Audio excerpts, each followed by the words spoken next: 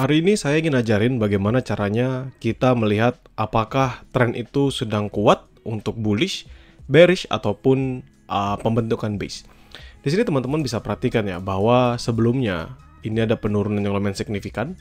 Jadi kalau misalnya kita gambarkan ya with tools, lalu kita menggunakan patterns, line and measures, lalu kita coba untuk menggunakan path. So drop, base, drop, base, drop, dan di sini dia lama membentuk yang namanya base. Kalau misalnya kita melihat dari gambaran ini aja, ya teman-teman itu bisa perhatikan ya bahwa saat ini momentum itu sedang mengalami downtrend. Jadi drop, base, drop, dan dia membentuk yang namanya konsolidasi. Ini yang kita sebut sebagai base. Jadi sekarang teman-teman tahu ya, kalau misalnya kita ngomongin untuk downtrend itu drop, base, drop, base, drop.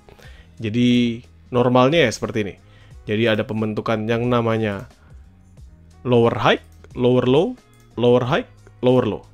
Begitu terus ya. Ada namanya pembentukan lower high, lower low, lower high, lower low. So this level ini kita sebut sebagai high, di sini kita sebut sebagai low, di sini lower high, lower high, lower low, lower high, lower low. Lalu kapan kita tahu jika dia akan berubah tren? Ketika kita melihat adanya pembentukan base dan dia tidak membentuk yang namanya lower low baru ataupun lower high baru. Teman-teman di sini sekarang melihat ya bahwa pembentukan yang terjadi adalah equal low. Ya, di sini ada equal low, teman-teman bisa perhatikan, ada equal low this level dan ada apa yang namanya equal high. Dia nggak lebih tinggi dari sebelumnya dan dia nggak lebih rendah daripada sebelumnya. Sama seperti penggambar yang ada di sini.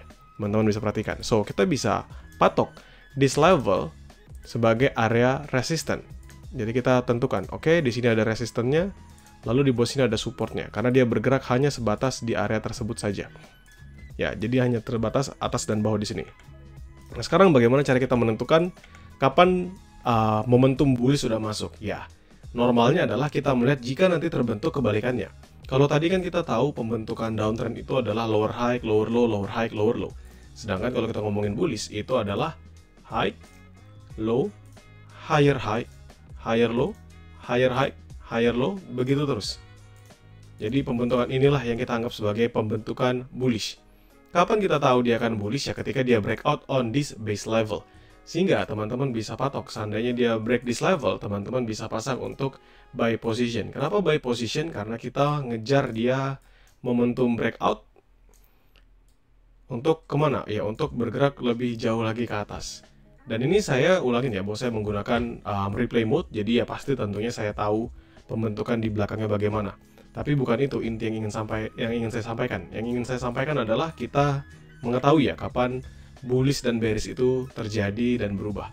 So, kita jalankan. Ini saya lebih cepat aja, 0,1. Teman-teman bisa perhatikan, dia drop. Kita tunggu sampai dia breakout ya. Dia nggak break. Nah, on this level dia sudah nge-retest. Kita tunggu on this one. Teman-teman bisa perhatikan dia berhasil break that level. Walaupun di sini teman-teman bisa ngeliat ya dia break base bawahnya, namun dia bisa kembali lagi. So di sini teman-teman melihat dia mengalami penguatan yang lumayan signifikan, bergerak untuk menembus supply zone. Apakah ini bisa dijadikan konfirmasi nge-buy? Bisa. Ya, dijadikan konfirmasi nge-buy dengan catatan apa? Dia mampu bertahan di atas dari supply zone ini. Sedangkan sebelum-sebelumnya kan ini nggak mampu ya. Ini dalam satu hari, masih di 10 dan 11 Juli, dia nggak berhasil bertahan di supply bawahnya, di base bawah.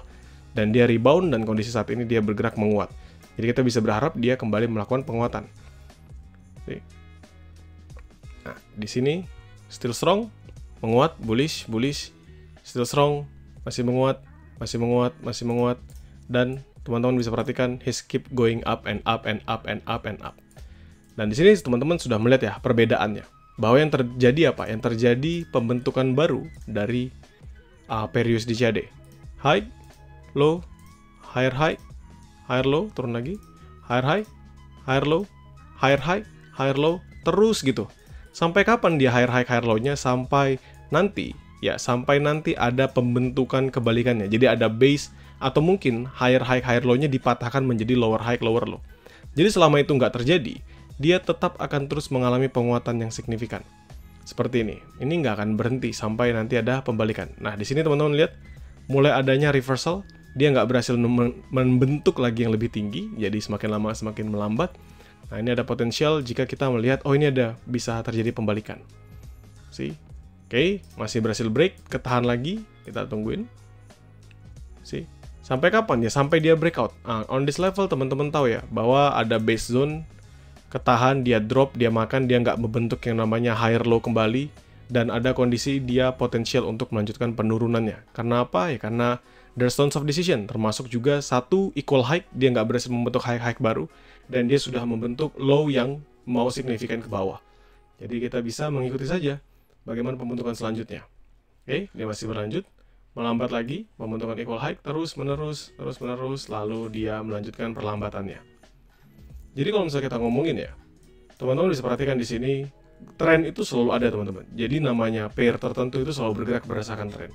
Di sini kita bisa ngelihat dia bergerak bullish, itu nggak berhenti-henti sampai kapan ya, sampai breakout on that level. Kita ngelihat di sini ada neckline, retest nggak break, retest nggak break, retest nggak break. This level pertama kalinya baru break. Dan dia membentuk yang tadi ya, pembentukan untuk bearishnya, yaitu high, low, lower high, lower low, lower high, lower low, lower high, lower low, lower high, lower low. Begitu terus sampai nanti membentuk base kembali, balik bullish lagi. Ya, jadi akan terus mengalami siklus yang sama dari pergerakannya. Jadi itulah kenapa penting kita belajar mengenai trendline-nya, karena membantu kita untuk bisa ride the wave dan kita tidak keluar di saat smart money-nya pun nggak keluar.